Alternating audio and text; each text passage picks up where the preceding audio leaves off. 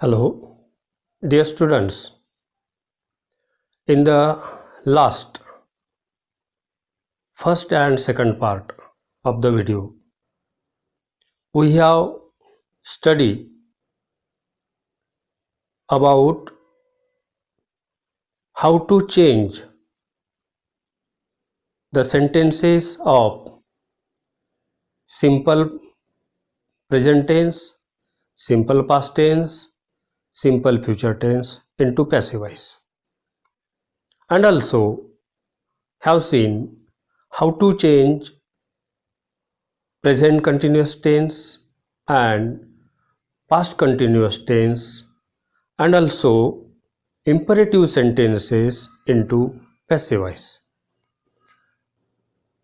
There were some rules in that videos. You watch carefully and understand them well. Today I am going to teach you how to change the sentences of perfect tenses, present perfect, past perfect and future perfect, and also will explain you how the sentences which contain modal auxiliary in them. Now watch carefully here. In the last two periods, in the last two videos, I have explained them well, but now I want to tell you, here are some pronouns: I, he, she, we, they. These are the pronouns which will be used as subject of the sentence, and these are some pronouns which will be we come to across while changing the voice of the sentence. If their object, they are come as object in the sentence: me, his, her, us and them. If they are working, if they are functioning as object, we have to change them into me into I, his into he, her into she, us into we, them into they, in this way. If they are subjects, then while making passive voice, we have to change them: I by me, he by his, she by her, we by us, they by them. In this way, you keep in mind. Now in the last video, we have seen that some auxiliaries, helping verbs, how they occur in the sentence, in which sentence they can be used. Simple present tense and continuous present tense. In simple present tense, we have to use am, is, are. In continuous tense, am, is, are plus being. Simple past tense was, were, have to use there, and continuous past tense we have to use was, were plus being. And simple future tense, there occurs helping verbs shall be and will be, in this way.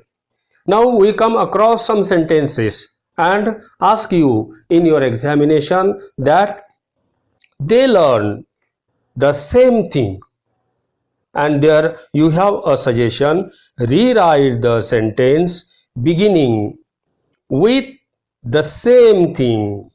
म्हणजे ह्या वाक्यामध्ये पहा, हे वाक्य दोन वाक्य सरावासाठी दिलेले आहे कालच्या व्हिडिओ आधारे. हे वाक्य they learn the same thing, या वाक्याचं आपल्याला काय करायचं आहे? द सेम थिंग ह्या शब्दाने सुरुवात करून ते वाक्य परत लिहायचं आहे. असं जेव्हा असतं तेव्हा ते वाक्य आपल्याला पॅसिव्ह व्हॉइस बदलायचं असतं किंवा पॅसिव्हचा ऍक्टिव्ह मध्ये तरी करायचं असतं. ही गोष्ट निश्चित आपण लक्षात घ्या. Sentence they is subject, verb, learn is verb and the same thing is object. It means according to suggestion we have to change the sentence into passive voice. Answer: the same thing एकवचनी करता आहे the आल्यामुळे अ, an, the हे जर सुरुवातीला आले तर ते एकवचनी कर्ता असतो. म्हणून एकवचनी कर्त्यासोबत नेहमी वॉज आपण पास्ट टेन्सचं घेतो, कारण हे वाक्य लर्न हे पास्ट टेन्स दर्शवतं. म्हणून इथे वॉज. याचं तिसरं रूप हेच.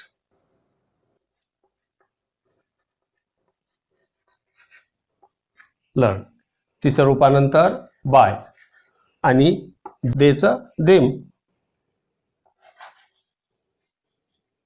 देमचं. विद्यार्थी मित्रांनो, या ठिकाणी तीन काळाचे present perfect tense, past perfect tense आणि फ्युचर परफेक्ट टेन्स ह्या काळातले तीन वाक्य इथे लिहिलेले आहेत. आणि हे तीन वाक्य, तीन काळाचे वाक्य, त्याचं जेव्हा पॅसिवाइज करायचं असतं तेव्हा हे सूत्र इथं दिलेले आहे. सुरुवातीला एन एस म्हणजे हे कर्म जेव्हा कर्तेच्या ठिकाणी येतं त्याला एन एस म्हणजे न्यू सब्जेक्ट असं म्हणतात. याच्या जोडीला प्रेझेंट परफेक्ट टेन्स जर असेल तर हॅव हॅज पैकी एक घ्यायचा, त्याच्यानंतर बीन हा शब्द घ्यायचा, त्याच्यानंतर क्रियापदाचा तिसरं रूप, नंतर बाय, नंतर कर्ता हा कर्म म्हणून जातो म्हणजे न्यू ऑब्जेक्ट. अशा पद्धतीची रचना होईल. दुसरं past perfect tense. Past perfect tense हा कर्ता इथं जेव्हा येतो तेव्हा न्यू सब्जेक्ट होतो. नंतर त्या काळाचं हॅड हे सहाय्यकारी क्रियापद आहे. हॅडच्या नंतर बीन हा शब्द घेणं गरजेचं आहे, नंतर क्रियापदाचं तिसरं रूप, नंतर बाय आणि हा कर्ता म्हणजे कर्माच्या ठिकाणी जातो म्हणून न्यू ऑब्जेक्ट. तसंच फ्युचर परफेक्ट टेन्स आहे. शाल इथे शी विल हॅव म्हणजे या सूत्रामध्ये जर टाकायचं झालं तर हा कर्ता जेव्हा इथं येईल तेव्हा तो न्यू सब्जेक्ट होईल. नंतर शाल विल पैकी एक घ्यावं लागेल, नंतर आपल्याला बीन घ्यावं लागेल, क्रिया असलेल्या क्रियापदाचा तिसरं रूप, नंतर बाय, नंतर न्यू ऑब्जेक्ट. या सूत्रामध्ये टाकून आपल्याला हे वाक्य करावे लागते. अ सॉन्ग आपण घेतलेला आहे इथे, कर्म ॲज न्यू सब्जेक्ट. नंतर a song has. A song has. A song हा तृतीय पुरुषी एकवचनी करता असल्यामुळे आपल्याला हॅज घेणे गरजेचे आहे. हॅज घेऊन टाकलं आपण. नंतर बीन. हॅजच्या जोडीला परफेक्ट टेन्समध्ये कंपल्सरी बीन हा शब्द घ्यायचा. कंटिन्युअस टेन्समध्ये बीइंग हा शब्द घेतो आपण आणि परफेक्ट टेन्समध्ये बीन हा शब्द सहाय्यकारी क्रियापदाच्या जोडीला घ्यावा लागतो. याच्यानंतर क्रियापदाचं तिसरं रूप संग आहे. संग आहे तेच, कारण परफेक्ट टेन्समध्ये क्रियापदाचं तिसरं रूप दिलेलं असतं. क्रियापदाच्या तिसऱ्या रूपानंतर बाय आणि मग आपला कर्ता कर्माच्या ठिकाणी जाईल शीचं हर. शीचं हर होईल, कारण इथे बघा शी आणि त्याचं हर करून दिलेलं आहे. असं ते वाक्य.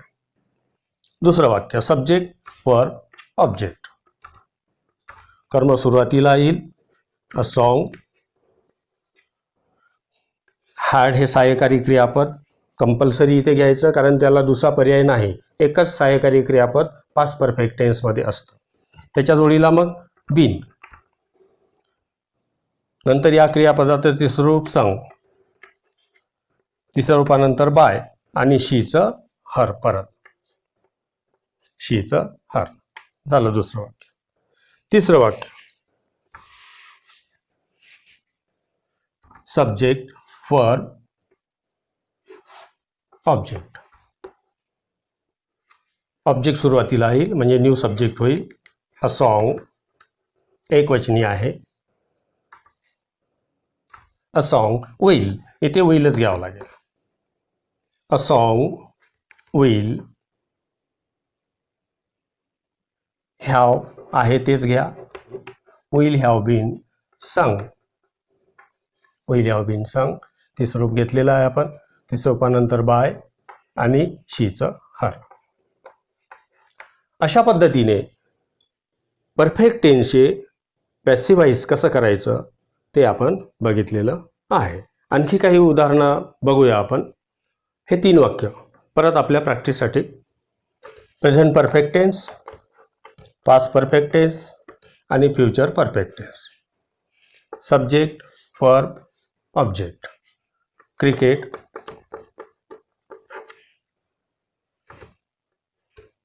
has been played. तुम्हाला सांगितलंच आहे आधीच्या वाक्यामध्ये परफेक्ट टेन्सचं पॅसिवाइज करताना ह्या हॅडच्या जोडीला बीन कंपल्सरी घ्यायचं, क्रियापदाचं ते स्वरूप तिथंच असतं ते घेऊन टाकायचं, नंतर बाय आणि वहीचं अस, बाय अस, इथे वही दिलेला आहे, वहीचं us. Next sentence, they had played cricket. Cricket. Had, हॅडच्या जोडीला बीन, क्रियापदाचं ते स्वरूप प्लेड, बाय, देचं देम, देचं them.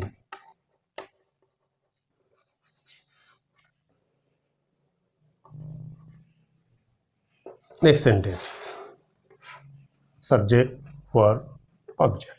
Cricket. Cricket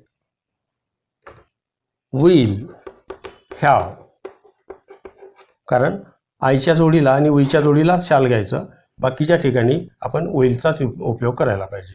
cricket will have been, perfect tense असल्यामुळे बीन, क्रियापदाचं तिसरं रूप प्लेड, तिसरं रूपानंतर बाय आणि आय. विद्यार्थी मित्रांनो, ज्यावेळेस वाक्यामध्ये मॉडल ऑक्झिलरी कॅन, कुड, विल, वूड, शूड हे आलेले असतील, अशांचं पॅसिवाइज करताना आपल्याला जे मॉडल ऑक्झिलरी आहेत ते मॉडल ऑक्झिलरी कायम ठेवून आपल्याला ते वाक्य करावे लागतात.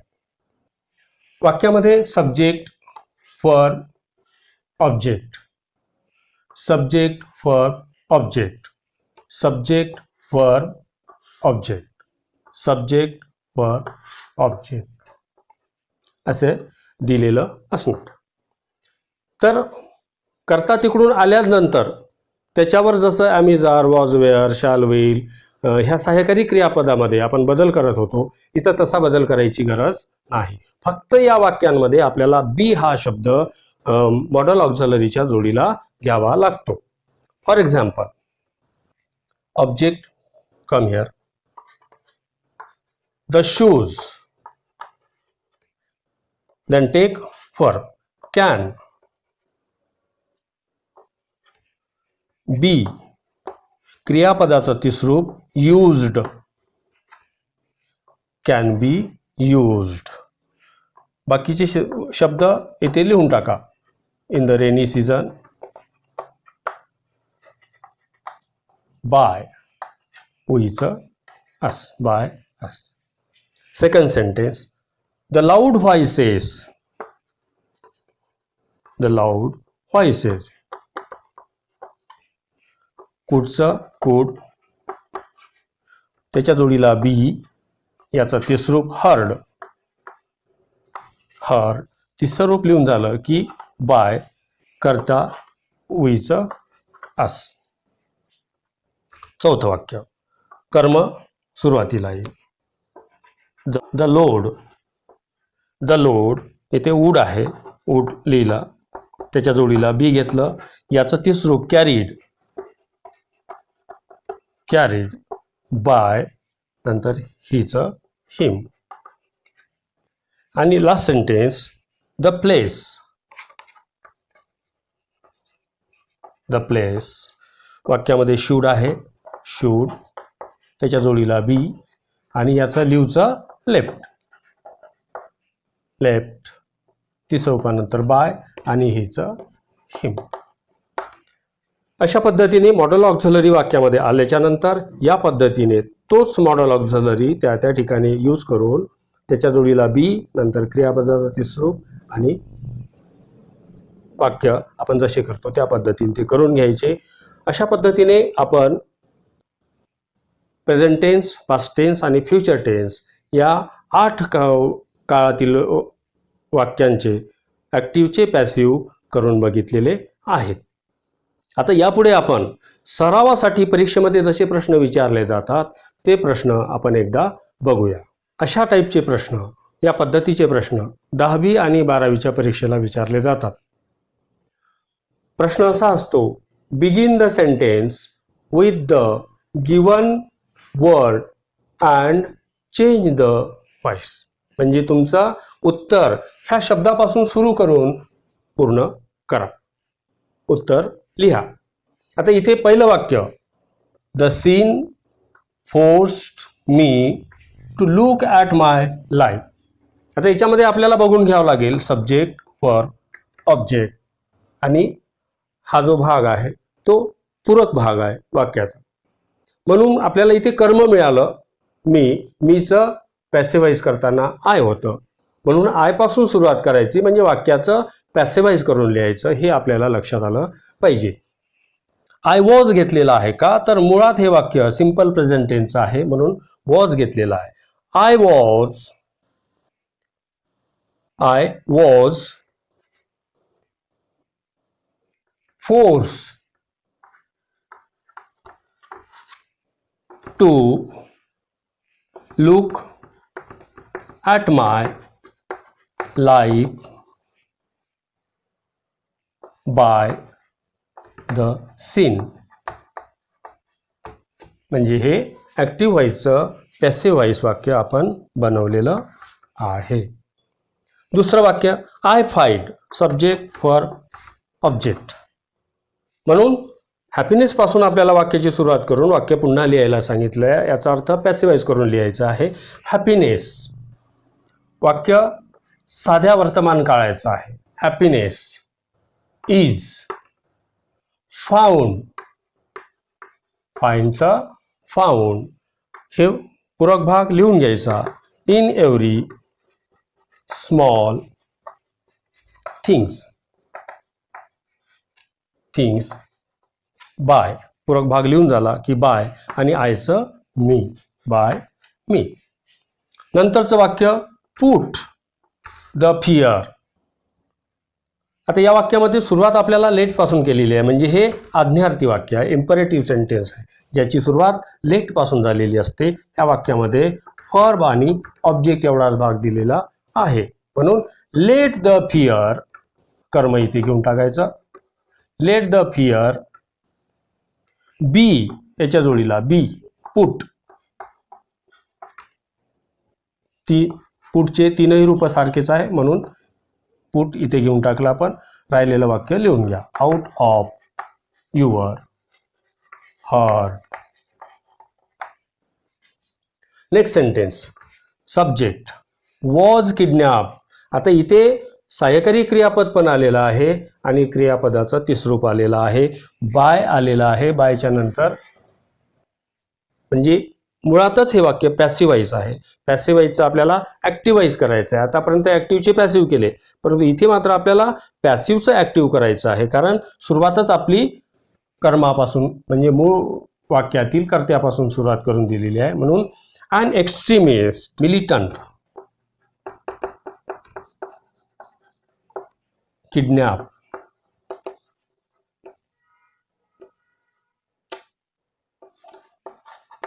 नंतर आता कुडचं वाक्य आलेलं आहे, they could have painted there discovery.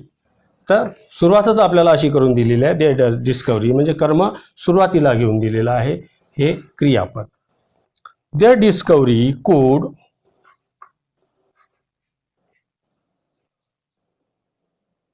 Have been painted, could have been painted them. अशा पद्धतीचं could have painted म्हणजे इथे could पण आला आणि इथे have प्लस क्रियापदाचं तिसरं रूप आलेलं आहे. म्हणून their discovery could have been painted by them असं हे वाक्य झालेलं आहे.